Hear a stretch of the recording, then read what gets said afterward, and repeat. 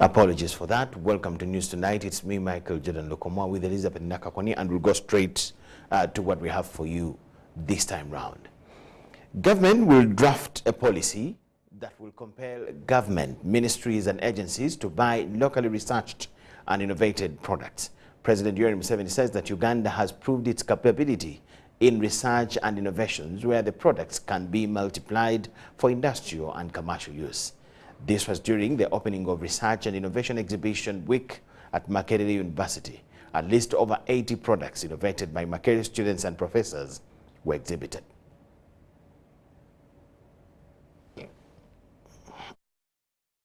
The stereotypes are being exhibited at Makerere University's Freedom Square. Innovations ranging from food preservation and processing, technology, science and locomotives have been developed by Makerere University students and professors. President Yoweri Museveni opened the exhibition but decried the delay by Uganda and Africa to embrace research and innovation that has made them depend on other countries. My father and all the villagers, they had some science. But we lagged behind. And that was where the problem was. Therefore, right from the beginning, the NRM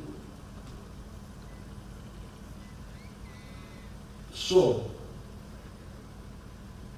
that this was one of the major bottlenecks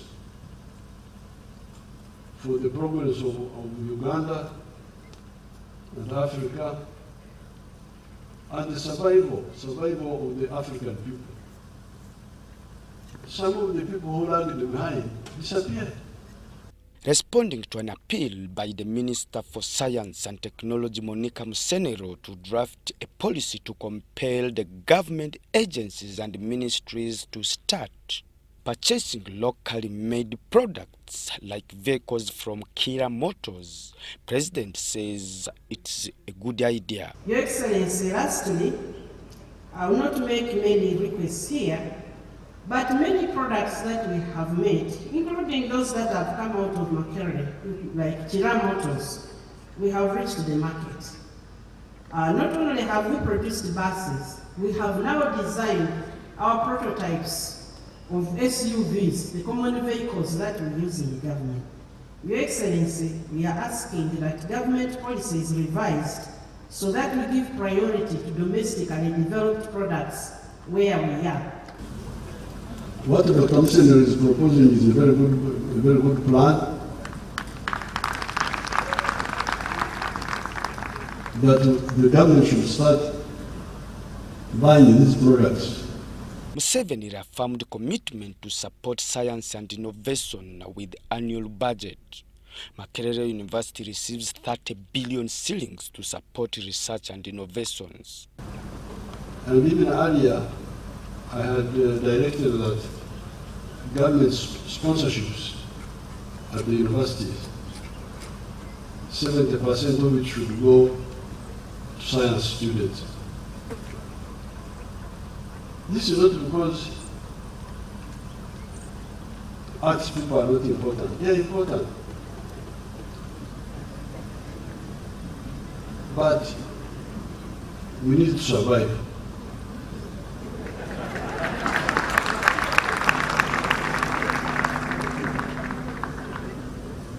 We need to survive, not to be conquered again, not to be dependent. The State Minister for Primary Education, Joyce Moriku Kaduchu, who represented Minister Janet Museveni, commended the university for the efforts in research and innovation. Excellency, since its inception in 2019, Makerere University Research and Innovation Fund has supported over 1,300 research projects, demonstrating the transformative power of research in shaping our policies, driving industrial growth, and improving lives of Ugandans. The Chancellor, Dr. Crispus Chiyonga, and the Vice Chancellor, Professor Barnabas Nawangwe, commended government for funding research and innovation. Point number 5, it is stated that we should create an integrated and self-sustaining national economy. In my view, this exhibition is laying out very relevant innovations. And our researchers are doing a commendable job. The latest ranking by the Chinese Higher Education have ranked Makerere as the best university as far as impact to the community is concerned. In the meantime, some of the public who went to Makerere had mixed reactions on the shillings 30 billion budget allocated for research and innovation. Students now are working towards a better economy that will transform livelihoods. The new innovations that are showcased here, for me, as someone from the agriculture sector, I believe that are good. In my view, I think there's a problem somewhere which must be investigated. We would have done a lot, but because there is a lot of corruption here at Makerere University, there is a cabal that has switched off Makerere University, who do not understand their intentions. But the idea is very good, but the implementation is very bad. Philip Aguta for UBC News in Makerere. Very much. President Yoweri Museveni has advised religious leaders to encourage followers to strictly observe the biblical teaching on creation. In a message delivered for him by Prime Minister Robin Anabanja at the sideline meeting of the Interreligious Council during the ongoing conference of African Regional Forum on Sustainable Development, Museveni implored the religious leaders to fight poverty by encouraging their flock to strictly engage high-value commercial agriculture.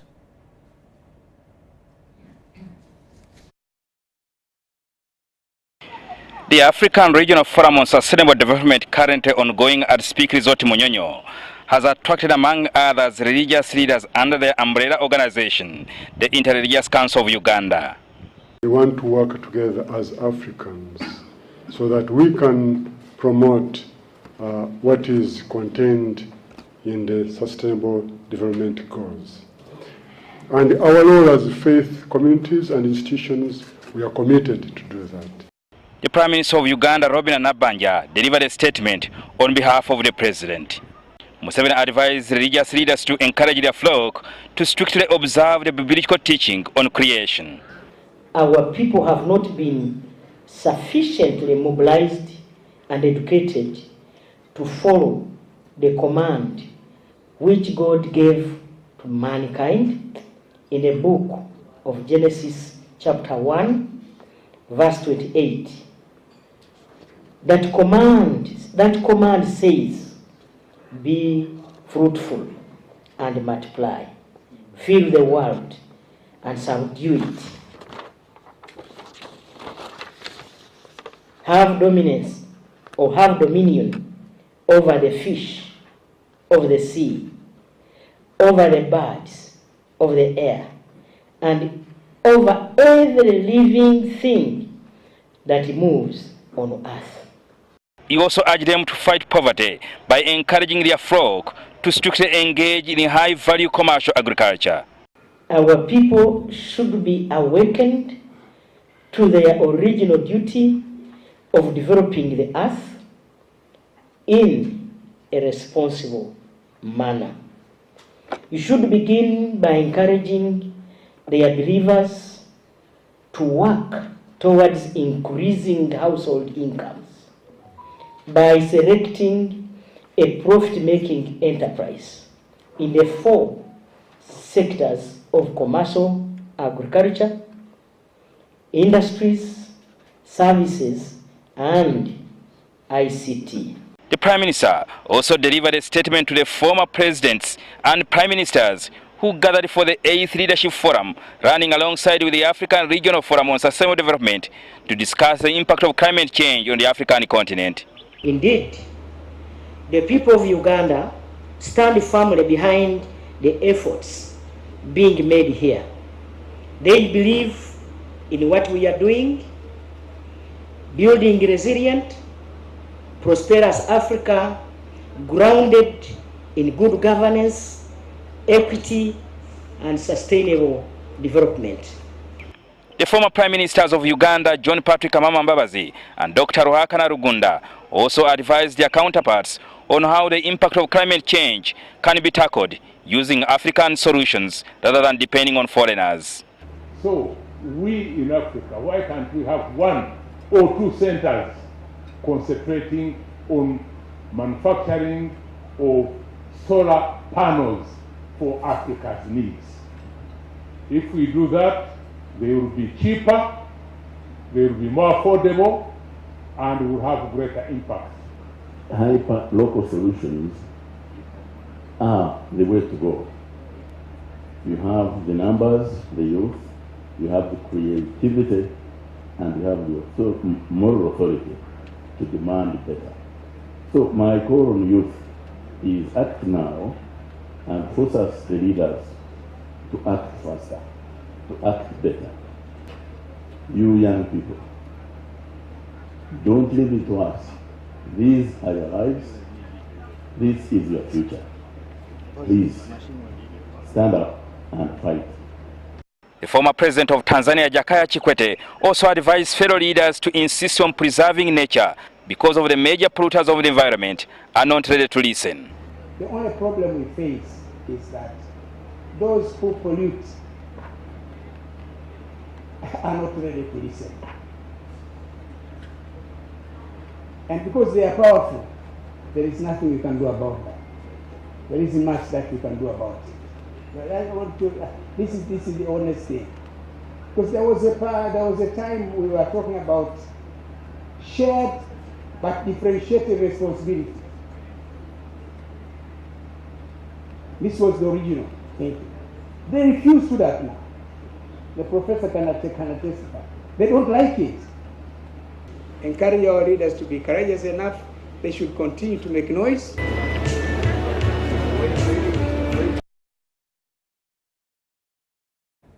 Ministry of Health has received over 1,000 liters of biolarvicides from the United Republic of Tanzania to support the elimination of malaria and other vector-borne diseases in the country. The donation follows a sideline meeting between between Dr. Hussein Ali Mwenyi and Vice President Major Retired Jessica Alupo at the G77 China Summit of Heads of State in Cuba. During the meeting, Alupo, who was representing President Museveni at the 2023 summit, requested that Uganda join Zanzibar in the United Republic of Tanzania in use of biolarvicide to eliminate malaria and other vector-borne diseases.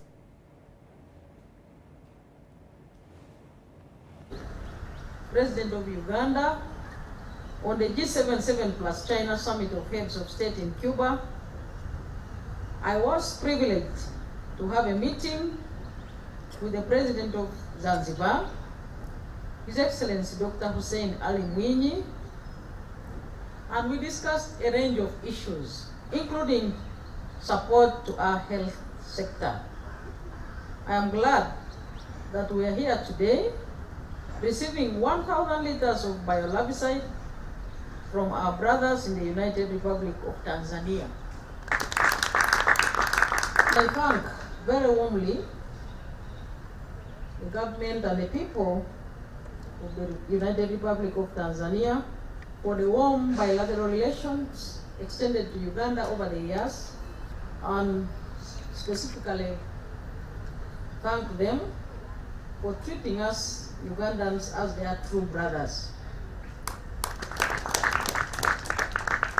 The United Republic of Tanzania will always be our true brothers, and as a country, we'd also like to use this opportunity to give you the assurance that Uganda will always stand by and with the government and the people of the United Republic of Tanzania. It is my pleasure, therefore, to be here today to receive this consignment from the United Republic of Tanzania on behalf of the government of Uganda. This donation will go a long way towards ensuring that we reduce the burden of vector-borne diseases, especially malaria, in our country. I was pleased to know that the Ministry of Health has now included larval source of management, including larviciding, as part of the package for vector control across the country. As I conclude, I would also like to thank His Excellency Yoweri Kaguta Museveni, President of the Republic of Uganda, for leading the efforts in the fight against the vector-borne diseases and ensure universal health coverage for all Ugandans. I thank His Excellency also for the fight against the epidemics, the Ebola, the Corona. When those epidemics break out, His Excellency always steps out to lead you, the technical team. We believe that the deployment of the malaria vaccine in combination with other proven interventions such as larviciding, use of insecticide-treated mosquito nets, indoor residual spraying, and timely diagnosis and treatment will significantly accelerate our path to malaria elimination and save countless lives, especially among the vulnerable populations like children under 5 and pregnant women. Your Excellency, it is sincere intention of the United Republic of Tanzania to work hand to hand with the Republic of Uganda and the other esteemed neighbors in the East Africa community and across the Africa continent to achieve the ambitious goal of malaria elimination by the year 2030.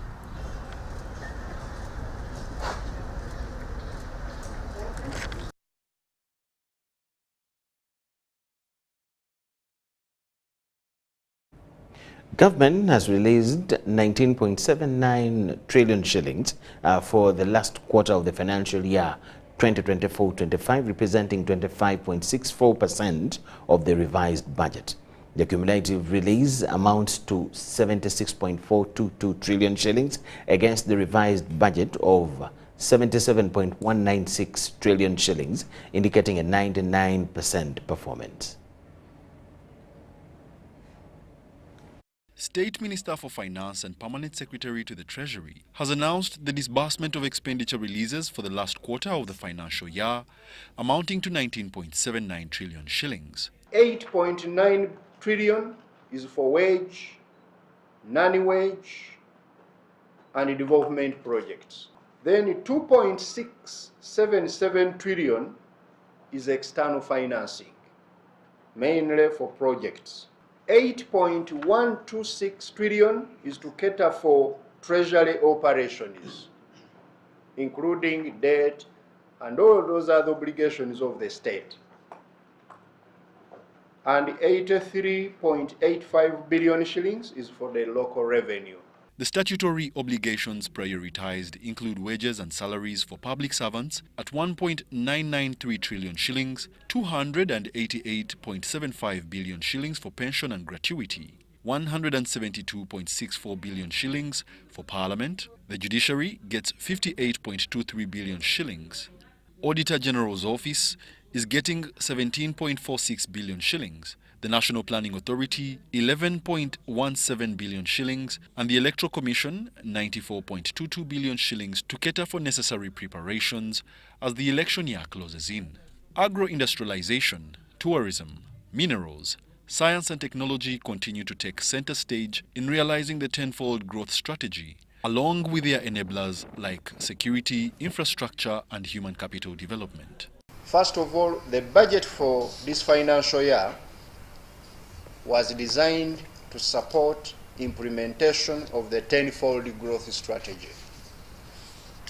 As you have seen, emphasis on the release of money is on the ATMs as well as the enablers. As government, our main objective is to promote technical efficiency by ensuring that all ministries, departments, agencies, as well as local governments deliver better services to Ugandans. But as they do this, they do it at the lowest cost possible, and we put more emphasis on growth drivers and the enablers. Uganda's GDP grew by 6.7% in the first quarter and 5.3% in the second quarter of the current financial year 2024-2025. One of the things we have realized, and I think we have said it before, we are witnessing the weakening oversight function at the Ministry of Finance in guiding MDAs set their priorities right. And I think this is why we have so many supplementary budgets. But as you recently noticed in the social media, people have started comparing a vote on the medical expenses vis-a-vis a vote on a regional hospital. They could have got it wrong, but I think the message is very clear that are we budgeting for the right priorities? Actually, World Bank report on Uganda, it shows that actually Uganda is not investing substantively in early childhood development. Early child development helps in terms of health, in terms of feeding, in terms of learning, to produce a population that will be healthy, productive, and easy to scale and productive. So I think there is underfinancing, but I know you put money in the Ministry of Gender, but I think we need to deliberately raise children that are healthy, that can be productive and innovative. Wadulo Arnold Mark, UBC News in Kampala. Government has announced a proposed amendment to the UPDF Act to streamline the jurisdiction of the military courts in the trial of civilians. Minister for ICT and National Guidance, Dr. Chris Baryomunsi, told the media at Uganda Media Center that under the new proposals, military courts will be allowed to try civilians under the specific legal circumstances. Government has proposed amendments to the UPDF Act to permit military courts to try civilians under clearly defined legal conditions. Court did not say that the military courts cannot try civilians. The court said was that the military courts or court martial can try civilians under particular circumstances which must be defined in the law. The Minister for ICT and National Guidance, Dr. Chris Baryomunsi, says the amendments include a provision that allows civilians tried in military courts to appeal to the Supreme Court. Yes, if you are not satisfied with the decision of the court martial, you can appeal the civilian court, and then your case can be heard in the Court of Appeal, and if you're not satisfied, you can still proceed to Supreme Court. Among the proposed changes is a requirement that the chairperson of any court martial must be a legally trained lawyer. This is intended to address long-standing concerns about the qualifications of those presiding over military trials. Is that yes, the court martials will be reconstituted at the unit level, at the division level, but also the general court martial. But this time around, we provided for qualifications, and whoever is to chair the court martial at whatever level must be a competent, trained lawyer. And that the general court martial will be at the level of a high court. The amendments will enhance fairness and transparency in the military justice system and preserve the role of military courts in safeguarding national security. Illegally acquire a firearm, for instance, and you are misusing it, you are killing the people and so forth. You have invited yourself to the military profession.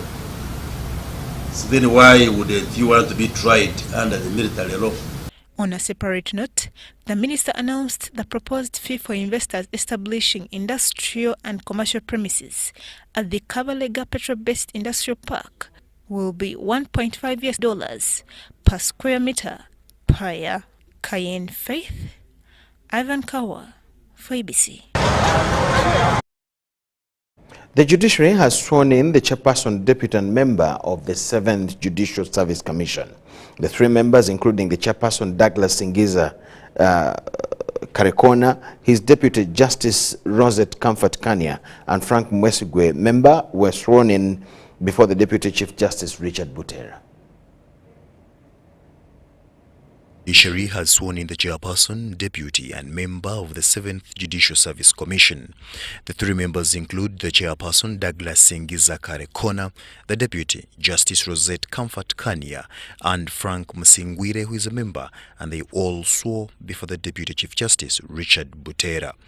The Deputy Chief Justice Richard Butera urged the Judicial Service Commission to act as a strong link between the people of Uganda and the judiciary, ensuring justice is served through cooperation, coordination and communication.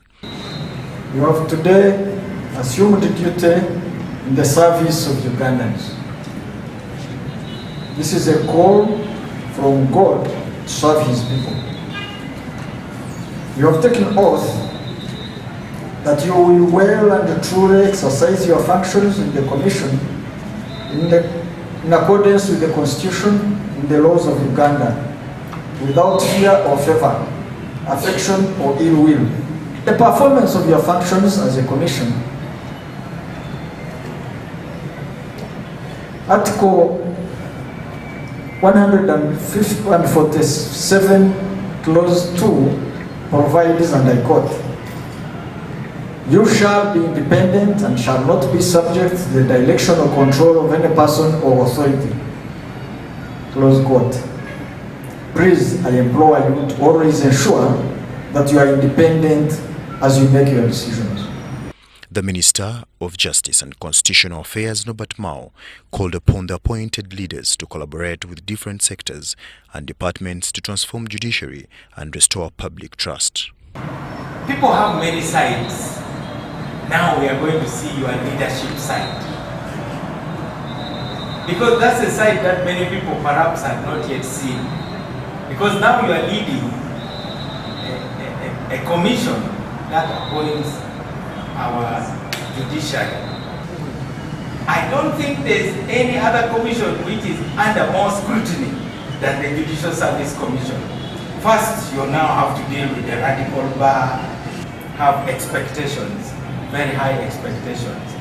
People who are not recruited, they accuse you of corruption, they accuse you of sectarianism, they accuse you of breaking the entire 10 commandments.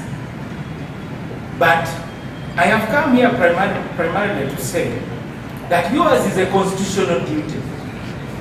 And your job is not to please anyone.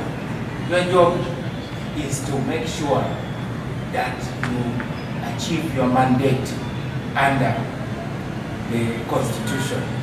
Meanwhile, the new chairperson, Judicial Service Commission, Douglas Singiza Karekona, called upon the government to invest in skills training, clear equipment provision, and an adequate budget. The goal of the 7th Commission is to build on the success of the 5th and 6th Commission so that our judiciary can go from strength to strength. To that end, I acknowledge the strong foundation of the 5th and 6th Commissions that they laid. For example, the improved pay, the better structures, the improved budget, the modern office space are all clear for us to see. At the same time, against the backdrop of this success, the Commission must now confront 2 main overarching challenges. We need specialized skills to make better, stronger use of new technologies. Equally, there will be a need to increase the budget of the Judicial Service Commission, as well as increase its human resources, given the large number of staff that we now have to supervise. Jethro Kasaiji, Deborah Namamonde, Viola Nansubuga, UBC News.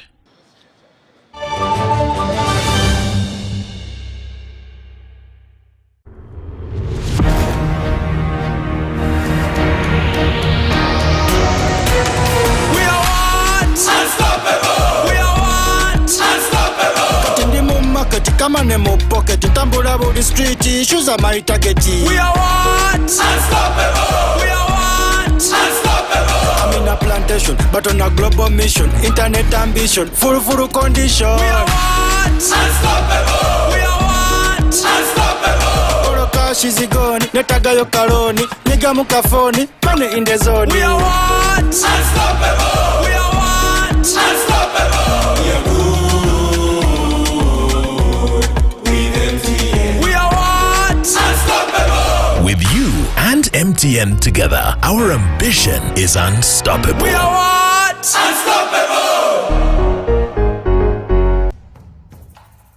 Mera ngenze mbonipa Sam anazanya Ruto ganyiga star 278 then hash kujja kuba ngo oyingire mu kazannyo nga sente zino zimula wano zina wangu zino wano milioni 10 ebindi wanasooka biraba ku TV nange saasoka kikiriza ninga mulaye kino kinzo kubanga kituufu oba yaddala tibya mufere sente zino nazifunye zino nazikoze ki naziwangudde amasanyu nina mangi ebyoto byange byembadde njagala ngenda bituukiriza.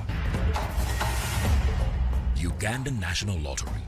Dream, play, win. Participants must be 18 years or older. Play responsibly. The Uganda National Lottery is operated by Ituba Uganda and regulated by the National Lotteries and Gaming Regulatory. Agriculture is Uganda's economic backbone, employing about 70% of the working population and contributing 20% of the GDP. As the world becomes a digital global village, ICT has proven to increase productivity in the agricultural value chain. UCUSAF, through its Strategic Plan 3, recognizes the importance of access and usage of ICT-based tools, information and knowledge for farmers by providing them the needed skills to live, learn, work and participate in a digital society. We came up with a project which we took to UCSAF, and we are happy that UCSAF supported it. That project is called ICT for Farmers.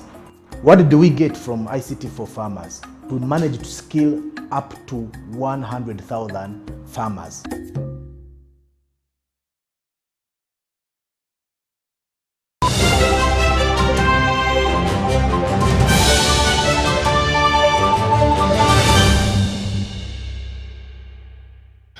UBC News Tonight. Welcome back from the break. The Parliamentary Committee on Budget and Finance, Planning and Economic Development has tasked the Uganda Bureau of Statistics to address inaccuracies associated in the data collected. During a high-level meeting held in Chigo, Uganda Bureau of Statistics revealed their plans to harness digital technology in statistical production and address the inaccuracies. To collect this information and validate before we put out a figure. During the discussions, the members of parliament on the committees raised concerns on data provision by the Uganda Bureau of Statistics and its impact on national planning.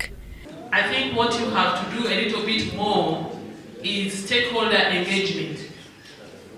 That is how you disseminate the data that you collect at national level, regional level, and even with local governments. I've seen where the technology person was presenting about your different tools and portals and all that about this data. And I'm thinking, looks like your statistics is really for the elite group. Because how will my fisherman in a Molatar actually know that their children are not going to school or they are getting married early when you keep this in those portals? Legislators say conducting a population census every 10 years may not be sufficient since the country experiences annual shifts in demographics.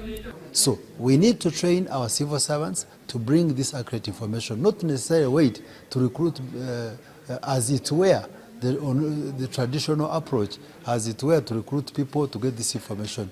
One prompts you that will always give you the statistics you need, not the statistics you want. We also provide you, honorable members, the statistics you need at the constituency level. They urge the government to allocate resources to UBOS to enable collection of updated data on a yearly basis. But the point is, what we are interested in is the level of accuracy. Zero tolerance to error. It must be 100%. And this information we've been assured, it can be aggregated, it can be dropped down up to a village level. But for planning purposes, the last unit we've been said is to get that aggregated information that makes statistical sense is at the parish level. The Uganda Bureau of Statistics noted that many people fail to understand census reports. UBOS says it would harness digital technology in statistical productions to enhance the institution's effectiveness in disseminating actual information. We also promise you that whenever we have statistics, we make effort to provide these statistics to the committees so that you can have access to this data on time. For example, we are going to release the new poverty numbers. They are going to be released in 2 weeks' time.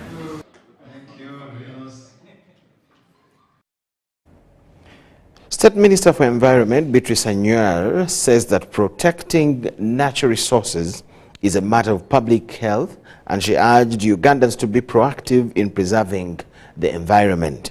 The message was delivered by the Director of Plantation Development, Modi Martin, at the National Forestry Authority during the launch of a tree planting initiative at Mulago National Referral Hospital.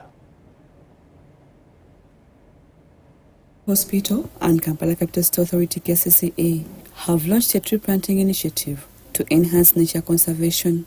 Among the species planted is tamarind, mahogany, and cotton tree. Mulago Hospital Executive Director Dr. Rosemary Banyima said these tree species are vital to the healing process of patients. And over the years, as we develop more institutions on the hill, we keep cutting trees. So we realize that we need to be more focused and plant more trees so that we can have more healthy and natural environment. In her message delivered by Modi Martin, State Minister for Environment Beatrice Anyuar reiterated the collective responsibility of all Ugandans in conserving nature resources for future generations. To the entire nation that we cannot afford to take our environment for granted. We have witnessed the adverse effects of climate change, deforestation, and the degradation and environmental degradation across Uganda. As a country, we must recognize that protecting our natural resources is not just an environmental issue, but a matter of public health, economic stability, and the future of our children. Kampala Capital City Authority highlighted that they are working out policies and legislations to ensure the city's green infrastructure. For example, if you are going to say everybody constructing, you must plant so many trees, you need a basis for that, and an ordinance is one such a basis. If you are going to say if you cut these trees within our Kampala, if you cut a tree, you must plant 10, that only comes through a policy like an ordinance. So other participants during this launch of the initiative shared their thoughts on its impact. We have high levels of pollution. When they look at cities with high pollution, Kampala is one of them. But when you have trees around you, this pollution actually comes down because they are able to absorb a lot of the pollution, a lot of the CO2, and also improve the air that we breathe. Rebecca Natongo, UBC News. Primary and secondary school teachers in Buvuma district have trained to use science kits to foster effective learning by providing hands-on experiences for learners. Buvuma District Senior Education Officer Raymond Mugunda says that the use of science kits in both primary and secondary schools will improve performance, especially in the science areas. Buvuma district is among the hard-to-reach areas where access is either by ferry or boat. For the education sector, this makes learning difficult as most villages are located on the islands, making access to education materials difficult. Minister of Education and Sports and River Flow International Science Teachers Initiative have a collaboration to introduce use of science kits in schools. The science kits offer a practical approach to learning, allowing pupils and students to participate in experiments and activities. Primary and secondary school teachers in Buvuma have been trained to effectively use science kits in teaching. And also request government that every school in all schools in the country receive these science kits, because they have helped to, first of all, performance in science has improved, especially here in Buvuma district. Yeah, we know we've been teaching science, but this is a program of competency-based. We know teachers know what they are teaching, but we are training them such that we are trying to help them. There are some items in the kit which these teachers, yes, they know, but some of them do not know how to use them. So we are trying to help them, we are trying to teach them or to train them on how best they can use them while in class. The reason of this, primary, we have been teaching theoretically, not practically. So this one being a new approach, most teachers might not be able to use it. That's why we have decided to come over and we train the teachers on this competence-based curriculum. Teachers learned to use modules and science concepts by touching the real diagrams in class. We are carrying on hands-on activities. Children are able to see, children are able to handle, children are able to remember. Those days we used to talk, and whatever we talk is forgotten. But this time round, a child relates what we spoke and what is being seen at that time. I had a difficult moment with the students explaining some body organs, of which I knew how to draw them, but it was very hard for me to describe properly the way I'm doing it today. For the last 8 years, as I was teaching science, it gave me headache to explain other concepts of some internal body organs. But since I have the science kit, which comprises most of the body organs, it has made my work easy. Over 1,330 schools have benefited from the initiative. River Flow International Science Teachers Initiative promotes the love for science subjects in primary and secondary schools in response to government's call on science and innovation in the country. Imams, Amiratis and Amiratis under the National Assembly of Imams Dawati Uganda and the Kampala Imams Formula have concerns over the Uganda Muslim Supreme Council's alleged interference in a Hijjah opportunity that was granted to them by the president.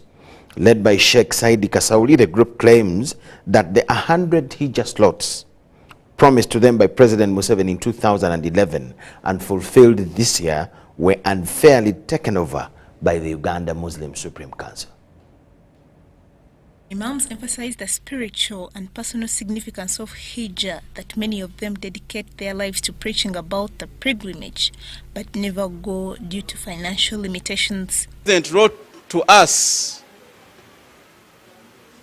directing his offices to give us 100 Hijjah, but he said they should pass through the Uganda Muslim Supreme Council. The group approached the president in 2011 as a non-partisan Muslim body to whom the president made 4 promises, one of which was support for Hijjah. Of Uganda, he promised us very many things. Among others, he promised us to support us in our circles, which circles we have formed in various districts. Sheikh Kasauli, who chairs the National Assembly for Imams and Dawati Uganda, says their demand focuses on what was pledged. Tetuze kwekalakaasa, tetuze kuwakanya, tuzze okutegeeza eggwanga ekituufu kyali ki. Dear Ugandans, we are not here as imams to fight any other, but we are purposely here to tell the Mufti of Uganda that we should be the first to gain in this program of Hijra. They appealed to the President and other relevant authorities to intervene.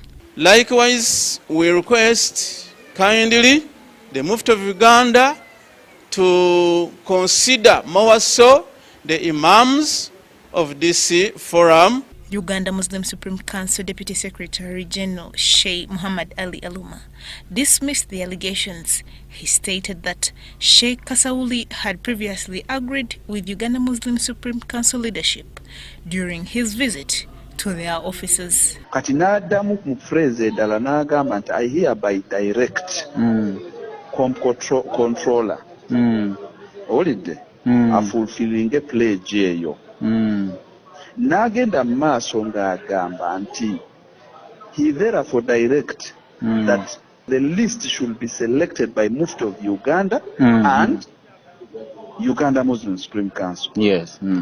That is the letter. Olidde era waliwo omuntu erinnya gye twakarisivinga wano nga bamuggyeko ssente $1,500. The same, yes, the same Kasauli is doing that. So we told them to avoid that. Let them work with us so that we can produce a list of 100 people whereby they are catered for 50-50 and us 50-50. Full stop. And that's what we finalized. Kayen Faith, Jamil Sekaja for UBC. We thank you so much for watching. Let's take a short break. On return, we have business and sports news.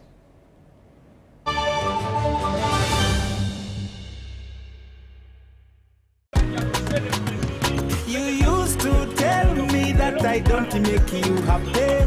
All that time you would be complaining. I'll call you every day, yeah yo, baby don't know. You can now get all the Chibuzi out with MTN voice bundles. Call all networks. Kubei Dondoro. Buy a 25-minute voice bundle for only 1,000 or buy any daily voice bundle of your choice. Dial *100 *21# and select daily or use the My MTN app. When we talk together, we are unstoppable.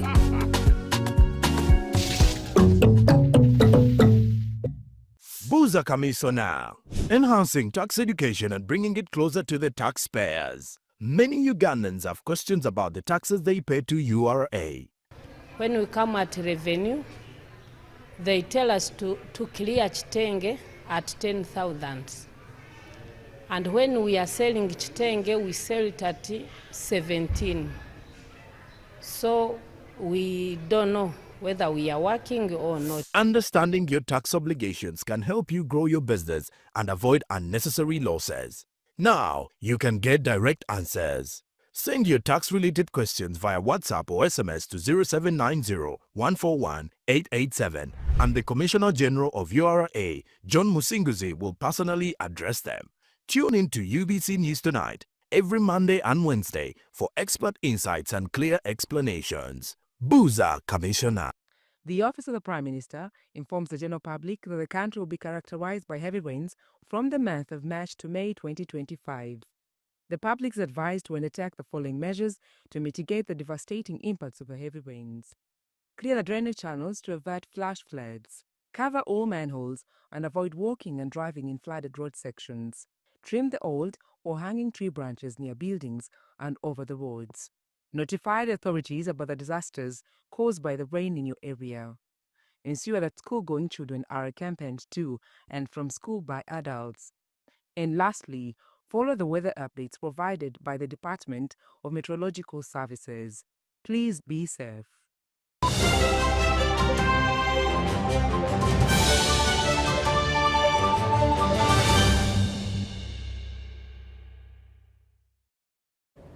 Over 8 farmer groups in Tapak Sub-County Moroto and Loro Sub-County in Amada District have received agricultural inputs through the UNDP cross-border project. The one-year cross-border project targets increasing production, access to finance, infrastructure development, and strengthening social cohesion. UNDP is implementing a one-year cross-border project in Moroto and Amudat districts of Karamoja sub-region. On West Pokot side, we have also targeted Alali in the Konyao. These are adjacent areas to each other because of the virtue of being a cross-border project. That is why we have selected to harness the potential for cross-border dynamics and opportunities for trade. Under this project, farmers are taught better agronomic practices, post-harvest handling, market linkages, and value addition. Then we create access to finance also with the second pillar, and to boost agriculture again. Amudat Resident District Commissioner Dennis Okori and District Chairperson Joseph Lobot say the project will increase production and market linkages. Into apiary, beef farming.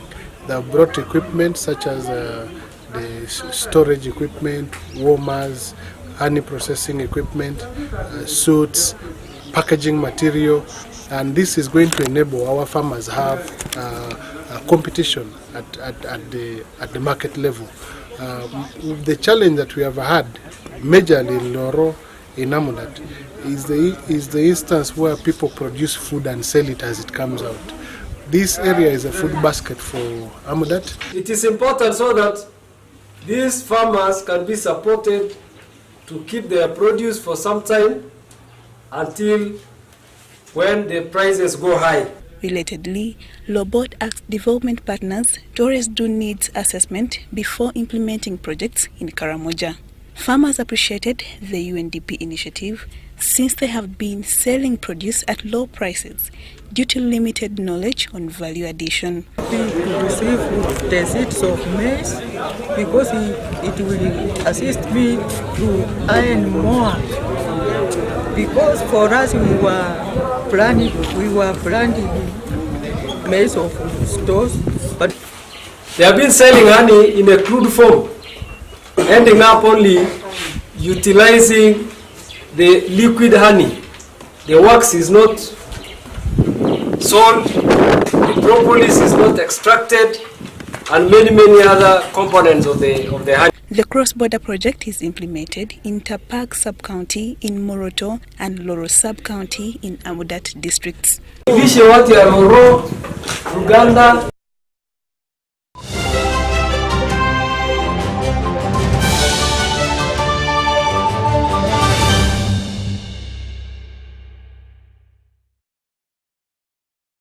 The Fortbet Real Stars monthly awards for March have been hosted at Lazio Restaurant in Kololo, and 3 sports personalities and plus 1 legendary category were decorated.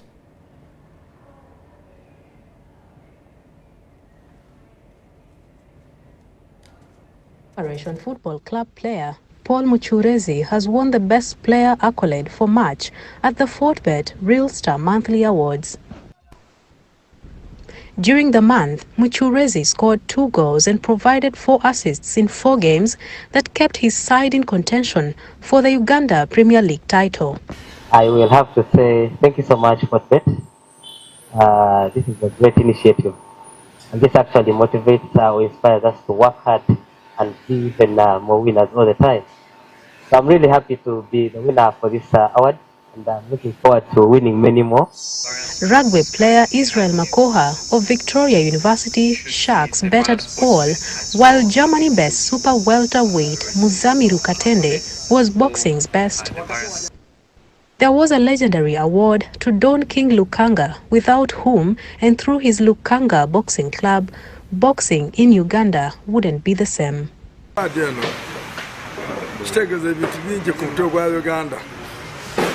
Uganda njeje tisere nzitowerera ne bamaze okugintikka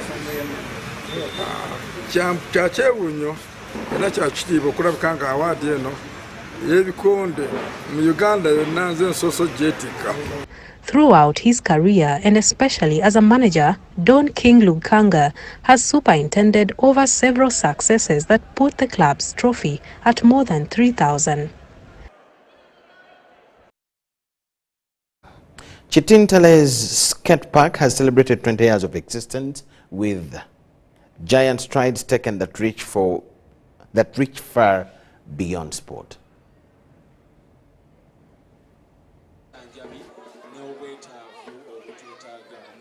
In 2005, Jackson Mubiru came up with an idea of establishing a skate park with focus on growing the sport in Uganda.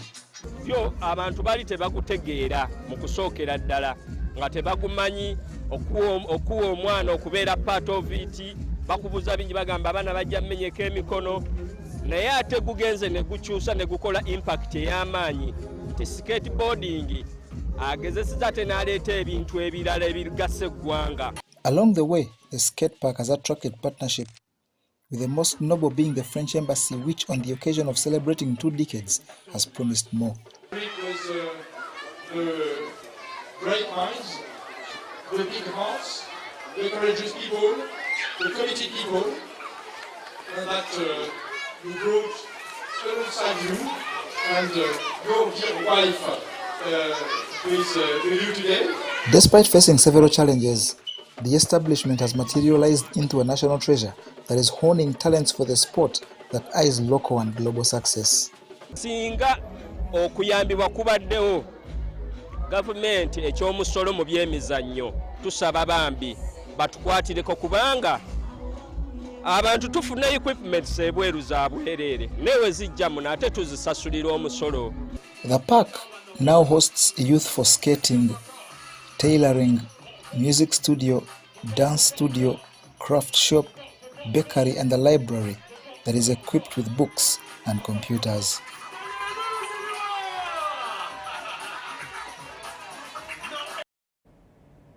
The International Taekwondo Federation athletes have appealed to government for support, highlighting challenges like lack of funding.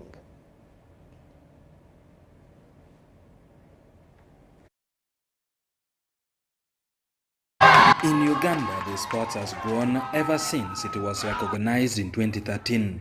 Over 80 clubs have been established nationwide under International Taekwondo Federation amidst challenges. And also we have moved from a few black belts up to now over 100.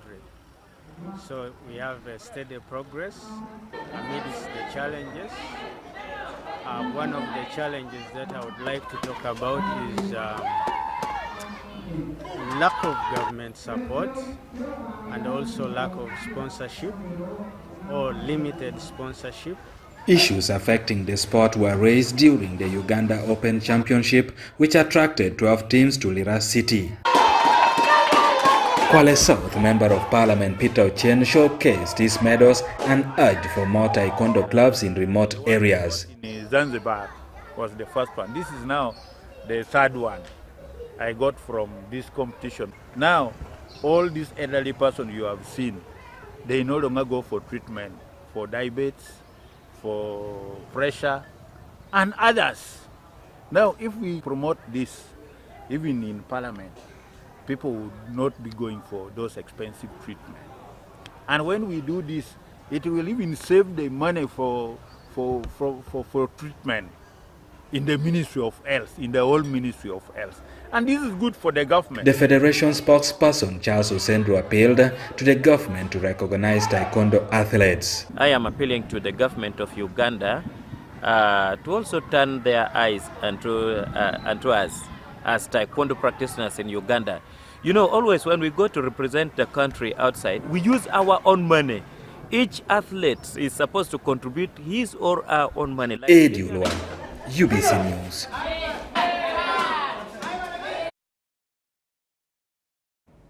Eddie Olua brings us to the end of all we had for you tonight. Thank you so much for watching from wherever you are. And my name is Micheal Jordan Lukomwa with Elizabeth Nakakon and the whole team. Wish you the best of the night. Bye-bye.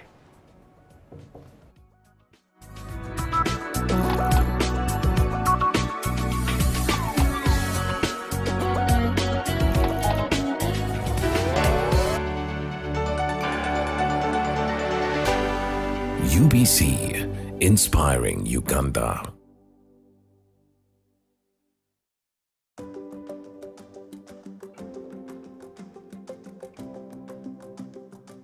I love to take this opportunity to thank our President, Yoweri Kaguta Trihabura Museveni, by coming up with a Myoga program. We started in 2021 as Kasumi Parish Carpenters a Myoga Circle. When we received this amount of 30 million, we had a problem, we had a challenge of machines.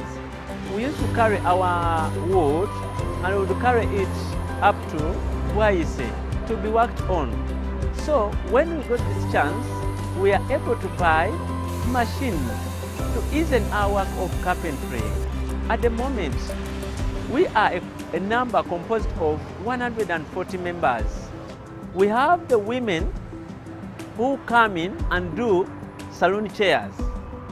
We have the men doing 3-drawer tables, 2-drawer tables, and different kind of furniture.